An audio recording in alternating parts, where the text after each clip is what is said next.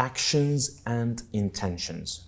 It is narrated on the authority of Umar ibn al-Khattab, may God be pleased with him, who said, I heard the Messenger of God, peace and blessings be upon him, say, all actions are judged by motives, and each person will be rewarded according to their intention. Thus, he whose migration was to God and his messenger, his migration is to God and his messenger.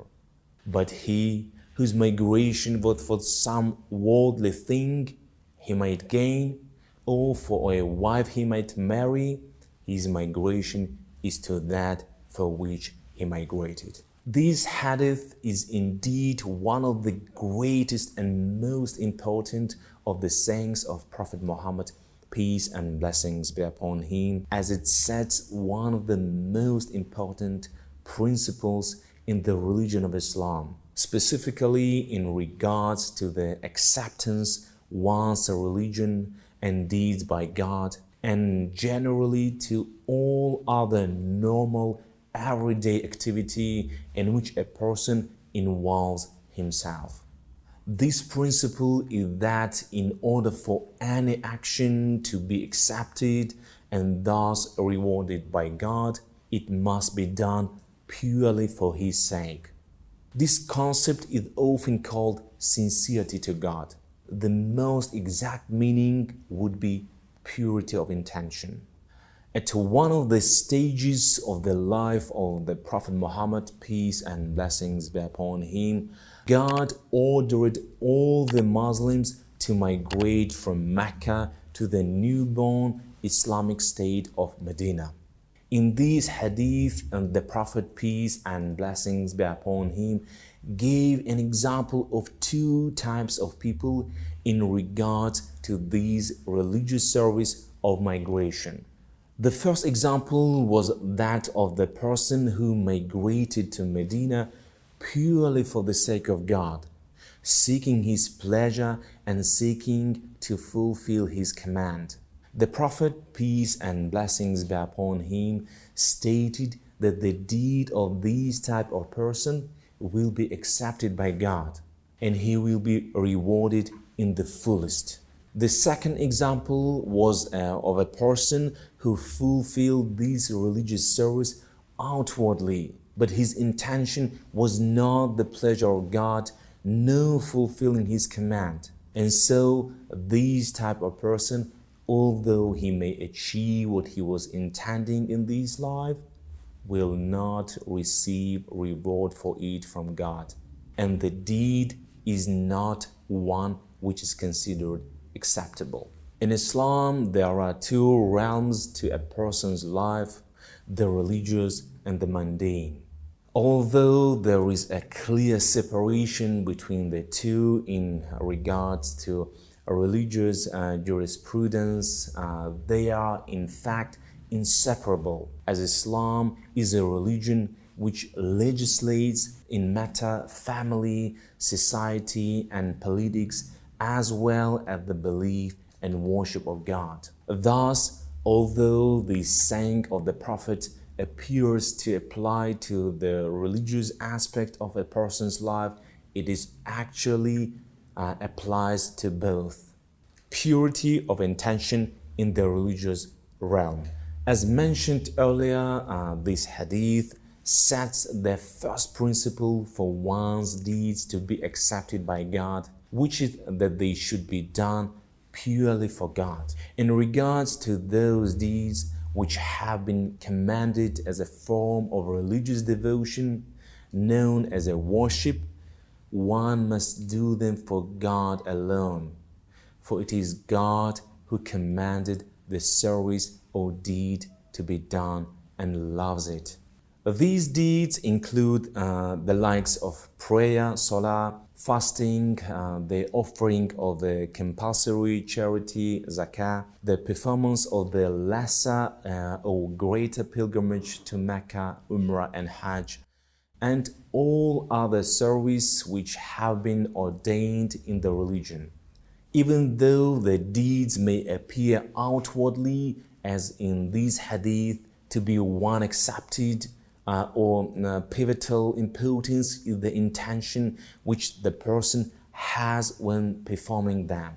A person who directs any of these or other religious service to other deities other than or alongside God will never be accepted. And one who commits this heresy is deemed as committing the greatest sin against God, polytheism, to associate others with God in those things which are specific to Him.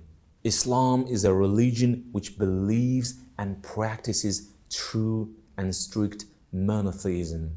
This monotheism not only entails that there is only one sole God and Creator, but also that this God has the right that all worship and acts of deed be done solely for His sake and none else.